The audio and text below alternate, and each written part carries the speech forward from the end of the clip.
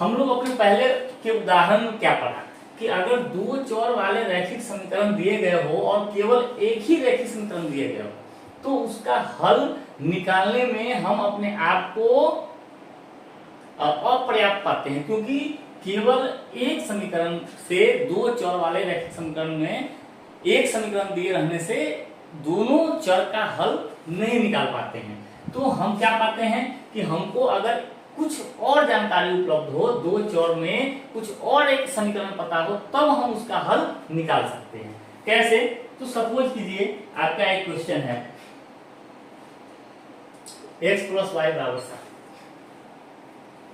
अब इसमें संभव मान तो बहुत हो सकता है, परंतु एग्जैक्ट मान इस एक समीकरण से नहीं निकलेगा, हमें कुछ और भी जानकारी होनी चाहिए। तो मान लीजिए एक और इन दोनों ने एक रिलेशन दे दिया 5y + 12x = 7। ये दो जानकारी हम लोगों को दे दिया गया। अब हमको बोलेगा कि x और y का वैल्यू निकालें। तो हम लोग अभी तक जितना समीकरण को हल करना सीखे हैं, हम लोग समीकरण पे अभी तक जितना हम लोग को ज्ञान प्राप्त है उसके आधार पे ही हम इसको हल करते हैं। सबसे पहले हम क्या करते हैं, जैसे हमको है x + y = 7, x + y = 7 लिखेंगे। पहला समीकरण है क्या, x + y = 7। हम अगर अपने मन से ही कुछ सोचते हुए अगर आगे बढ़े तो हम क्या करते हैं, हम x को यहाँ क्या लिख सकते हैं 7 - y, क्या लिख सकते हैं कि नहीं लिख सकते हैं। अब इस x का जो मान है वो अगर हम यहाँ पे डाल दें, इस x का मान क्या करेंगे इस समीकरण में डाल दें, तो हम क्या पाते हैं हमारा यहाँ जो x है वह y के रूप में आ जाएगा, और y और y तो केवल एक ही चर बचेगा। जब एक ही चर में समीकरण को हल करना हो तो हमारे लिए आसान है, हम लोग इसको हल करना सीखे हैं। तो लिखेंगे कि इस मान को समीकरण 2 में रखना। तो हम लोग x के इस मान को समीकरण 2 में रखेंगे तो क्या है 5y + 12 × x की जगह पर 7 - y = 7। तो 5y प्लस यहाँ पे हो जाएगा 12 × 7 = 84 - 12y = 7। अब हम लोग क्या पा रहे हैं कि एक चर तो हमारा गायब हो गया, x तो खत्म, अब केवल y है। अब इस तरह का समीकरण को हल करना आप लोग 6th 7th 8th में भी बहुत सारा क्वेश्चंस पे हल किए हैं। तो अब हम लोग क्या करेंगे 12y 5y ये तो सजातीय पद है, तो ये हो जाएगा जोड़ घटा करके -7y, और इस अचर को उधर ले जाएंगे।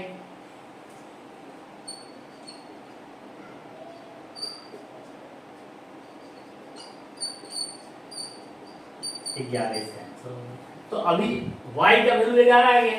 अब हमको क्या करना है y x बराबर क्या है 7 - y, तो 7 - 11 कर देंगे तो x का वैल्यू क्या आ गया -8। तो हम लोग अभी दो उदाहरण से देखा, हम लोग अलग से नया कुछ नहीं हम लोग पढ़ रहे हैं, हम लोग अपने अभी तक के जो अध्ययन से है उसके आधार पर हम लोग तरह तरह का प्रयास करके इस समीकरण को हल करने का एक प्रयास कर रहे हैं। तो हम लोग क्या पाए हैं, अगर इस तरह का दो समीकरण दिया हो और एक समीकरण से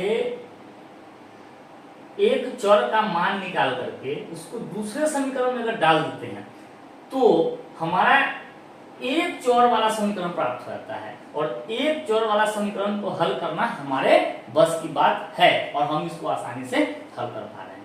तो ये जो विधि है, इस विधि में हम क्या कर रहे हैं, एक चर का मान निकालते हैं और इस मान को दूसरे समीकरण में डाल देते हैं, ठीक है ना। इस प्रकार से एक चर हमारा खत्म हो जा रहा है और केवल यहाँ y रह रहा है, और इस प्रकार y का मान निकालना काफी आसान हो जा रहा है। तो ये जो विधि है, दो चर वाले रैखिक समीकरण को हम लोग देख रहे हैं कि हम हल कर पा रहे हैं। कैसे हल कर पा रहे हैं, तो एक पहले समीकरण से किसी एक चर का मान निकालकर दूसरे समीकरण में उसको डाल देते हैं। तो इस प्रकार की जो विधि है इसको हम लोग कहते हैं प्रतिस्थापन विधि। क्या कहते हैं? प्रतिस्थापन विधि। प्रतिस्थापित करते हैं, अंग्रेजी होता है सब्स्टिट्यूशन। सब्स्टिट्यूशन विधि, दो चर वाले रैखिक समीकरण युग्म को हल करने का यह जो विधि है इसको क्या कहते हैं? प्रतिस्थापन विधि, सब्स्टिट्यूशन मेथड। बहुत आसान है, आप लोग इस दो उदाहरण से अभी तक समझ ही गए होंगे। हम लोग फिर से एक और उदाहरण लेते हैं, और आपके सिलेबस में प्रतिस्थापन भी पढ़ना है और एक विलोपन विधि पढ़ना है हल करने का, और एक ग्राफीय विधि पढ़ना है, 3 विधि पढ़ना है। हम लोग अभी प्रतिस्थापन विधि से इसको हल करना सीखे। एक्चुअली विधि जो है ये जो भी हो, बट ये जो प्रोसेस है इसमें कुछ ऐसा नया मुझे नहीं लग रहा है। हम लोग सिंपल आगे बढ़े हैं अपने ढंग से कुछ सोचते सोचते, और हम पाए हैं कि इसका हल निकल गया। और इस विधि का नाम हमको बस याद रखना है, प्रतिस्थापन। हम लोग इस विधि से एक और क्वेश्चन को हल करते हैं।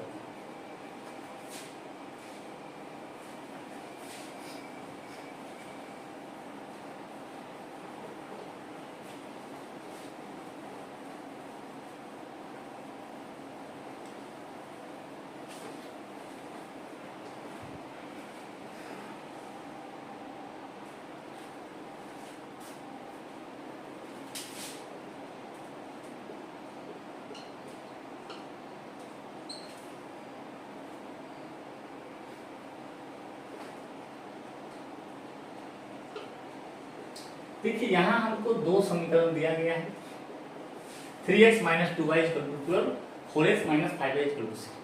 कहेगा आपको कि इस दो चर वाले रैखिक समीकरण युग्म, मतलब दो समीकरण है, इनका हल आप किस विधि से करें?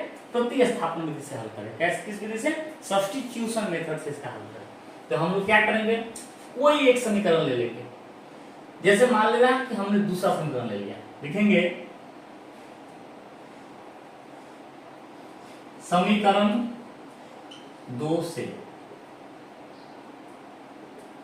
क्या है? 4x - 5y = 16। और आप अपने माइंड में ये देख लीजिए कि आप किसको सब्स्टिट्यूट करना चाहते हैं, x को करना चाहते हैं या y को करना चाहते हैं। सपोज करें हम यहाँ y को सब्स्टिट्यूट करना चाहते हैं, तो हम क्या करेंगे, y को लेफ्ट साइड में रखेंगे, और y के अलावे यहाँ जितनी संख्याएं दिखाई पड़ रही है सबको उधर भेज देना है, बारी बारी से भेजना है। तो पहले हम क्या करेंगे, y को यहाँ रखेंगे तो पहले 4x को उधर भेजना होगा, बारी बारी से भेजेंगे। तो लिख सकते हैं -5y = 16 - 4x। y के अलावे और क्या बचा हुआ है? तो -5 भी बचा हुआ है। तो लिखेंगे y = 16 - 4x बटा -5। और अगर हर में माइनस लगा हो तो उसको अंश में लगा देते हैं, तो ये क्या हो जाएगा, 4x - 16 बटा 5। ये y का मान आ गया। अब हम क्या करेंगे, प्रतिस्थापित करेंगे इस y के मान को। ये किससे निकला? समीकरण 2 से निकला। तो 2 का मान 2 में ही मत डाल देना भाई, समीकरण 2 से जो मान आया है उसको 1 में डालना है, या अगर 1 से अगर कुछ वैल्यू निकालेंगे तो उसको समीकरण 2 में डालेंगे।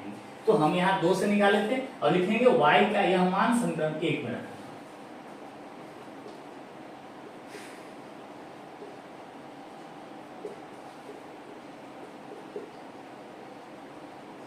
ठीक है, तो क्या है हमारा 3x - 2 और y का वैल्यू आया 4x - 16 बटा 5 बराबर 12। देखिए बहुत सारे स्टूडेंट्स का क्या होता है, वह इस प्रकार के इक्वेशन को और गणितीय संक्रियाओं को हल करते समय वो लोग गलती करता है।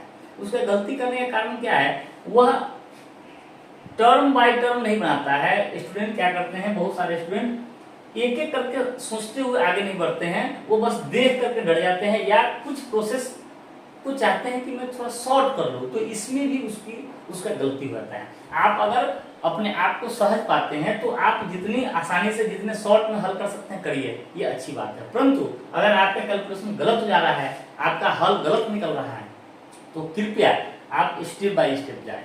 तो हम लोग स्टेप बाय स्टेप चलेंगे यहाँ। तो ही 8x बटा 5, ठीक है, और फिर क्या होगा, तो माइनस माइनस प्लस, और 2 से 16 का गुना हो जाएगा तो 32 बटा 5 बराबर हो जाएगा 12। ठीक है, हम लोग क्या किया, ये 4x/5 है, फिर 16/5 है, इस तरह से आ गए। अब हम लोग क्या करेंगे, जितने भी अचर है, संख्यात्मक मान है, सबको उधर लेते चले जाएंगे, x वाले को रखेंगे, बाकी सबको उधर ले जाएंगे। तो हम लोग ये दोनों तो एक टर्म है ना, तो इन दोनों को रखते हैं, 32/5 उधर भेज देंगे। तो यहाँ एक है, तो हम लोग लिखेंगे 5, ये हो जाएगा 15x - 8x बराबर 12 - 32/5।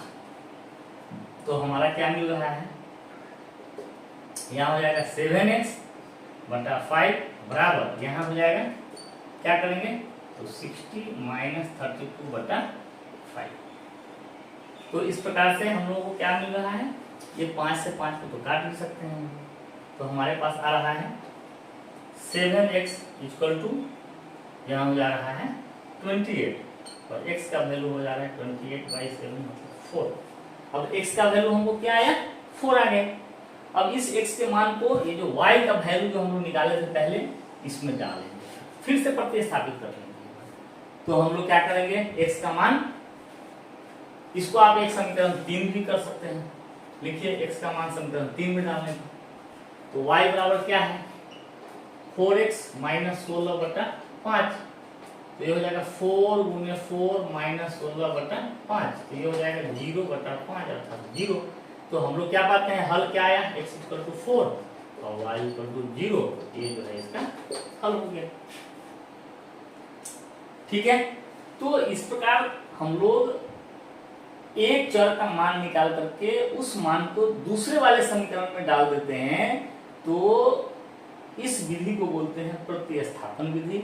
और प्रतिस्थापन विधि से हम लोग एक चर का मान आसानी से निकाल लेते हैं, फिर इस चर का मान दूसरे समीकरण में डालेंगे तो जो दूसरा अज्ञात चर है वो भी निकल जाता है, और प्रतिस्थापन विधि से हम लोग आसानी से हल कर पाते हैं। आशा है आप इसको समझ गए होंगे।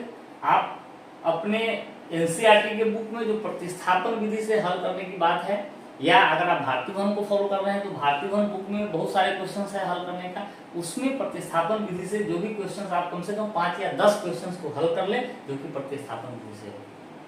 चलिए फिर मिलते हैं, हम अपने अगली क्लास में आएंगे तो हम इसको विलोपन विधि को पढ़ेंगे और ग्राफीय विधि से जो हल है वो हम लोग पढ़ेंगे। धन्यवाद।